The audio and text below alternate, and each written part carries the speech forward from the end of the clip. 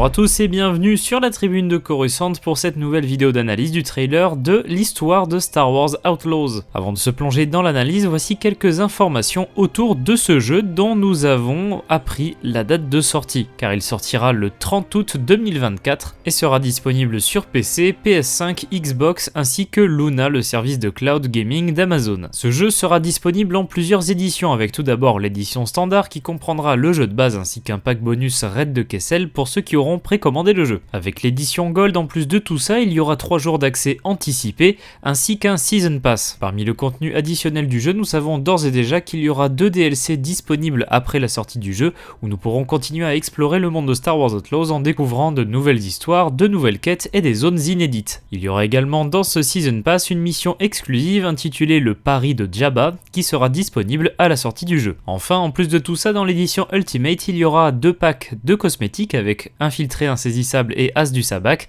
ainsi qu'un livre d'illustration numérique qui reviendra sur les artworks d'Outlaws. A noter d'ailleurs qu'il n'y aura vraisemblablement pas d'édition collector physique pour ce jeu, contrairement à l'habitude d'Ubisoft. Voilà donc tous les détails qui concernent la sortie de Star Wars Outlaws, c'est le moment de se plonger dans cette nouvelle bande-annonce. Tout commence avec ces premières images sur Canto Bight sur la planète Cantonica. La ville casino est assez reconnaissable ici et on voit également les véhicules utilisés par la police de Canto Bight, à savoir des speeders Zephyr GB134. Que l'on a bien évidemment vu pour la première fois dans l'épisode 8, Les Derniers Jedi. On découvre par la suite le principal antagoniste du jeu qui s'appelle Sliro. On apprend grâce aux éléments de cette bande-annonce qu'il est le chef d'un syndicat du crime nommé le Zerek Besh. Nous voyons que Sliro a rassemblé de nombreux membres de syndicats du crime différents, avec par exemple des membres des Pike, de l'Aube écarlate et du clan Hutt. En effet, nous reconnaissons bien évidemment un membre de l'espèce des Pike, comme vu dans le livre de Boba Fett, qui se trouve assis à côté d'une femme qui porte des vêtements assez similaires à ceux de l'Aube écarlate. On remarque également le logo de ce syndicat du crime. Grâce à des photos de Game Informer, nous savons que Kira sera présente dans Star Wars Outlaws. Peut-être s'agit-il de ce personnage que l'on voit dans cette bande-annonce. En tout cas, la coiffure est assez similaire. Nous savions déjà que ce jeu se déroulait entre les épisodes 5 et 6 de la saga, car nous aurons droit ici à des syndicats du crime qui sont en totale roue libre car l'Empire est trop occupé avec son combat contre les rebelles. Nous avons grâce à la présence de ce personnage un repère un peu plus précis, entre guillemets, car concernant cette période nous avons eu beaucoup de comics décrivant toutes les histoires qui se passaient entre les deux films, notamment la résurgence de l'Aube écarlate et son plan final avec Kira. Avec la présence de ce personnage, nous savons désormais que l'histoire de Outlaws se déroulera entre la guerre des chasseurs de primes, War of the Bounty Hunters, et la fin de cette trilogie sur Kira et l'Aube écarlate, à savoir Hidden Empire. En tant que représentant des Hutt, nous retrouvons un Weequay, chose assez logique car de nombreux Weequays servaient le clan Hutt en tant que mercenaires, gardes du corps ou esclaves. Une condition due au fait que les Hutt contrôlaient leur monde natal Srilur. Nous découvrons ensuite l'occupation impériale de ce qui me semble être le monde d'Akiva. On voit quelques Stormtroopers dans cette rue marchande qui sont commandés par un officier alors qu'un marchand semble se faire interroger. On peut remarquer sur la gauche un Quarren ainsi qu'un Rhodien à la peau rouge sur la droite. Nous avions déjà vu des Rhodiens de couleurs de peau différentes comme par exemple dans le livre de Boba Fett. On peut remarquer également sur la gauche parmi les fruits des Maelron, un fruit bien connu présent dans la série Star Wars Rebels mais qui remonte à ses origines dans des romans de l'univers légende, à savoir les romans X-Wing. On peut remarquer vers l'arrière une sorte de véhicule qui ressemble à un STAP des séparatistes. On y reviendra tout à l'heure, mais la présence de matériel séparatiste sur Akiva est tout à fait logique, car nous savons que cette planète faisait partie de la Confédération des systèmes indépendants, qui avait même installé une usine de droïdes. C'est là d'ailleurs que Temin Wexley récupéra de nombreuses parties de droïdes afin de construire Mr. Bones, ce droïde B1 lourdement modifié à la personnalité assez atypique qui est présent dans les romans Aftermath ou Riposte en français. D'ailleurs, concernant Akiva, il ne s'agit pas du seul élément repris des romans Aftermath, car en effet, dans un article sur StarWars.com, un des créateurs du jeu parle de la cantina Alcazar, qui est présente dans les romans, et qui sera également présente dans Star Wars Outlaws. Nul doute que nous aurons de nombreuses références à des choses qui sont présentées dans les romans Aftermath, ou même plus globalement dans la littérature, comics ou autres, sachant que cette période entre les épisodes 5 et 6 a été longuement exploitée, notamment dans les comics avec les 3 parties de la trilogie sur l'Aube écarlate, plus les événements Dark Droids ainsi que les 4 séries principales de comics avec Star Wars, Darth Vader, Dr. Aphra et Bounty Hunters. Alors que Sliro, le chef des Zerek Besh, présente l'opportunité énorme offerte au syndicat du crime dans cette période de trouble, nous retrouvons la protagoniste de ce jeu, à savoir Kayvess. Nous la voyons équiper son grappin qui nous sera très utile pour se déplacer dans le jeu, ainsi que son blaster qu'elle range dans un holster. Il nous est possible de voir un peu plus en détail le tatouage que possède Kayvess. Il me semblerait logique que dans ce jeu nous puissions faire quelques choix cosmétiques, comme à savoir par exemple changer les tatouages ou les vêtements, ou même la coiffure par exemple. Une customisation du vaisseau, de Nyx, de la motojet et des vêtements de Vess est en tout cas confirmée grâce aux différents contenus dans les éditions du jeu. Alors que Kay montre son affection pour un Sulusten, nous pouvons entendre la voix d'un personnage nommé Jaylen Vrax. Ce Jaylen est là pour proposer un coup à Kayvess qui pourrait la sortir de ses embarras avec Sliro, le chef des Zerek Besh. On dirait qu'ils sont à bord du Trailblazer et je ne peux pas m'empêcher de remarquer le mail run sur la droite. Jaylen nous décrit ce gang comme nouveau, riche et mortel. Bien qu'il soit nouveau, ce n'est pas la première fois dont on entend parler des Zerek Besh, car l'organisation criminelle est mentionnée dans le 5e numéro du comics Crimson Reign, et ils apparaissent également dans le premier numéro de Hidden Empire. Il s'agit sans doute dans les comics d'un teaser de ce qui serait présent dans le jeu Star Wars Outlaws, ce qui me conforte dans l'idée que l'écriture du jeu s'est passée conjointement avec celle des comics, ou en tout cas, le Story Group a veillé à ce que la continuité soit respectée entre le jeu et les œuvres littéraires. A noter cependant l'absence du Soleil Noir qui est mentionné et montré dans ces comics-là. Il est néanmoins possible que cette faction très connue de l'univers légende finisse par apparaître dans le jeu, dans la quête principale ou bien dans des contenus supplémentaires. On peut remarquer d'ailleurs le design assez nouveau des soldats au service du Zerek Besh, avec un casque dont la visière nous laisse découvrir les yeux de ces personnages. Sur ce plan, on peut d'ailleurs remarquer des containers de rhydonium, ce qui va nous être bien utile pour exploser les soldats ennemis, mais également dans l'arrière-plan, le vaisseau de Kayvess, le Trailblazer. D'après Jaylen, Kay aurait contrarié le chef des Zerek Besh et il serait désormais après elle. Peut-être que Kayvess a subtilisé le Trailblazer à Sliro, peut-être s'agit-il d'une offense encore plus grande. On peut remarquer aux côtés de Sliro un personnage dont on reparlera tout à l'heure. On peut remarquer aux côtés de Jaylen le droïde ND5. Un droïde commando de série BX qui a servi pendant la guerre des clones. Cela ne m'étonnerait pas que Kayvess en fasse la rencontre sur Akiva qui, comme je vous l'avais précisé, a un lien avec les séparatistes et leurs droïdes. Le plan de Jaylen serait donc de voler la fortune de Sliro. Nous voyons d'ailleurs par la suite Kay essayer de se déplacer discrètement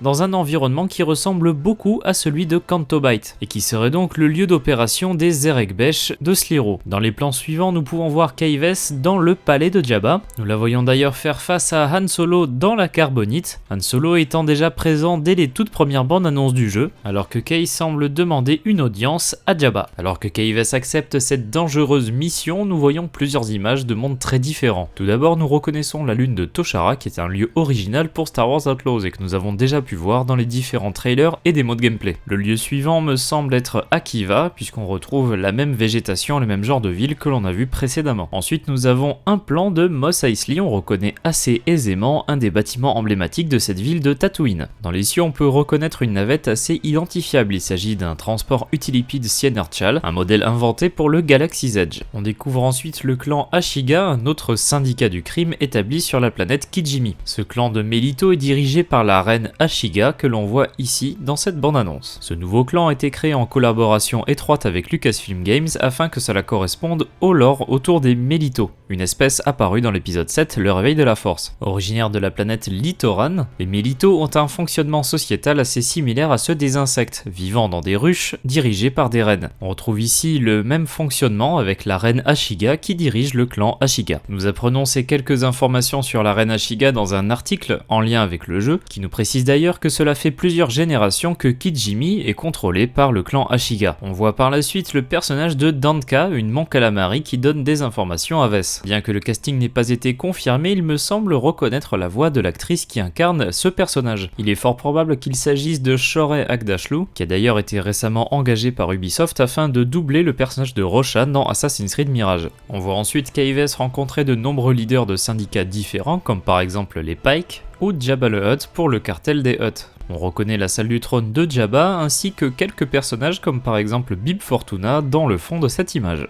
Ensuite, nous voyons l'intérieur d'un hangar impérial, on remarque d'ailleurs encore les containers de rhydonium qui vont être bien utiles, alors que le Trailblazer, le vaisseau de Kayvess, y est posé. On peut remarquer également de nombreuses ailes de chasseur taille qui sont entreposées en bas de cette image. Les prochains plans nous montrent une des capacités de Nyx qui sera capable de prendre et de ramener certains objets pour Kayvess. Ici, le petit Mercal va nous récupérer un blaster E11. Sur le plan suivant, nous voyons Kay s'attaquer à un officier impérial, nous distinguons une navette de classe Sentinelle sur la gauche, ainsi qu'une base qui pourrait être placée sur Tatooine, vu le décor rocheux en arrière-plan. Là encore une fois, nous voyons une aptitude de Nyx qui sera de déconcentrer les ennemis afin de les attaquer avec Kay. De retour sur Toshara, nous voyons la motojet que nous pourrons d'ailleurs customiser et qui nous servira de monture pour les déplacements rapides. On peut remarquer d'ailleurs que Nyx s'installe confortablement à l'arrière de la motojet.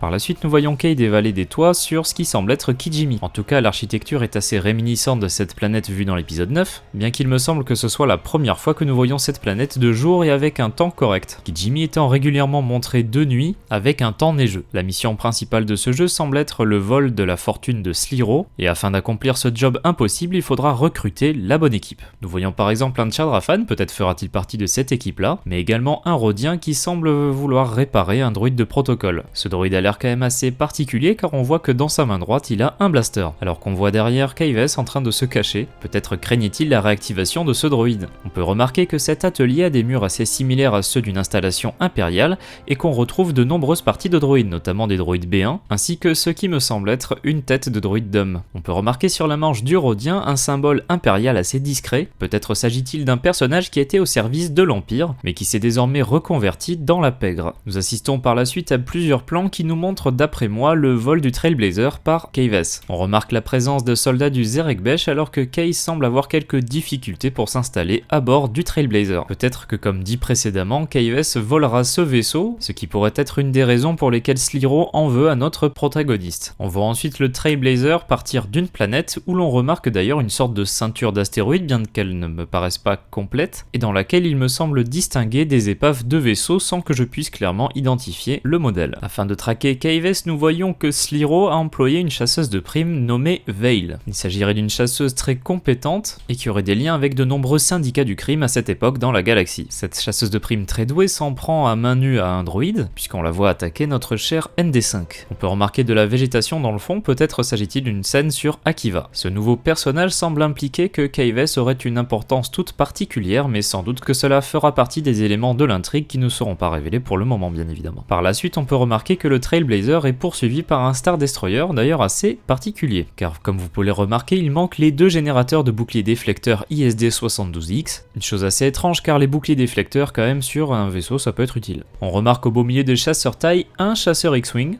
solitaire. Reste à savoir pourquoi ce vaisseau est seul, car nous avions vu précédemment dans les autres trailers une bataille entre l'Empire et la Rébellion, au beau milieu de laquelle se trouvait le Trailblazer de Kayvess. J'ai vraiment l'impression que la guerre civile galactique entre l'Empire et la Rébellion sera une sorte de trame de fond, et bien que nous voyons l'occupation impériale sur Akiva ou d'autres planètes, les véritables antagonistes seront Sliro et son clan, les Zerek Besh. Ensuite, nous voyons Kayvess sur sa motojet, sur ce qui semble être la planète Akiva, alors que Nyx, d'une façon assez similaire à Grogu dans The Mandalorian, semble apprécier la vitesse. On distingue ce qui semble être une épave de vaisseau à la surface d'Akiva, reste à savoir de quel vaisseau cela provient, possiblement un vaisseau séparatiste vu les liens entre Akiva et cette faction. Il est également possible que ce soit les restes des fonderies de droïdes présentes sur la planète. On aperçoit par la suite un groupe de droïdes munis de TL-50, l'arme de prédilection d'Aiden Versio dans Star Wars Battlefront 2, ce qui me fait penser au droïde Gotra. Cette organisation droïde est d'ailleurs citée par Palpatine dans Hidden Empire numéro 1 parmi les organisations les plus influentes de la galaxie. Il s'agit d'un groupe d'émancipation des droïdes que l'on retrouve dans diverses œuvres de l'univers canon et qui est censé être actif à l'époque de Star Wars Outlaws, donc rien n'est exclu concernant le droïde Gotra. On peut remarquer sur le torse de plusieurs droïdes ce qui semble être un plot de sécurité, un appareil qui servait à rendre les droïdes bien plus dociles. On retrouve par la suite Kayvess sur ce qui semble être Kijimi, alors qu'elle s'attaque à ce qui pourrait être vraisemblablement un membre de l'Aube écarlate. La visière de ce personnage me rappelle énormément celle des exécuteurs Ilobon vus dans Solo, A Star Wars Story. Alors que le Trailblazer dans l'espace se fait poursuivre par des TIE Interceptor, on peut le remarquer en train d'attaquer ce qui semble être un croiseur Gozanti. On voit ensuite la mise en pratique du grappin de Cave S qui nous aidera à nous déplacer dans ce jeu. Il se pourrait que ce décor corresponde à celui de la base impériale vue précédemment. Alors que Cave S semble échapper à une explosion sur Tatooine, on la voit ensuite glisser jusqu'à un sarlacc, un des nombreux dangers de Tatooine. On voit ensuite un Death Trooper ainsi qu'un AT-ST qui pourrait représenter d'ailleurs les différents niveaux de track de l'Empire. Derrière les Death Troopers, on peut remarquer une navette de classe Sentinelle et sans doute un environnement qui correspond à celui d'Akiva. Chose assez troublante, on peut remarquer que l'AT-ST tire des lasers verts alors que normalement les lasers sont rouges pour un AT-ST. Alors que Kay se fait poursuivre par des membres du clan Ashiga, ou en tout cas en apparence, on remarque des créatures similaires à des insectes ou des araignées qui me font penser aux insectes de feu présents sur Kashyyyk dans Jedi Fallen Order. Enfin, le dernier plan de la bande-annonce nous montre Kay sur sa motojet, alors qu'un Dragon Crate similaire à celui vu dans The Mandalorian saison 2 émerge des sables de Tatooine, cette planète désertique recelant de nombreux dangers. Voilà, c'est à peu près tout ce que l'on pouvait remarquer dans cette nouvelle bande-annonce de Star Wars Outlaws. Pour rappel, ce jeu sortira le 30 août sur les différentes plateformes PC, PS5 et Xbox et sera disponible pour certaines éditions en accès anticipé de 3 jours. Avant de conclure la vidéo, pour rappel, il y aura un Ubisoft Forward le 10 juin durant lequel nous apprendrons certainement encore plus de choses par rapport à Outlaws. Sachez d'ores et déjà que sur la chaîne Twitch, nous ferons des live gaming par rapport à ce jeu dès sa sortie. Donc voilà, j'espère que cette vidéo d'analyse vous aura plu. Si c'est le cas, n'hésitez pas à laisser un like, n'hésitez pas à vous abonner à la Tribune Coruscante en activant les notifications. Dites-nous dans les commentaires les choses que vous avez remarquées dans cette bande-annonce et ce que vous attendez de ce nouveau jeu. On se retrouvera très vite pour la suite des vidéos, à très bientôt et que la force soit avec vous.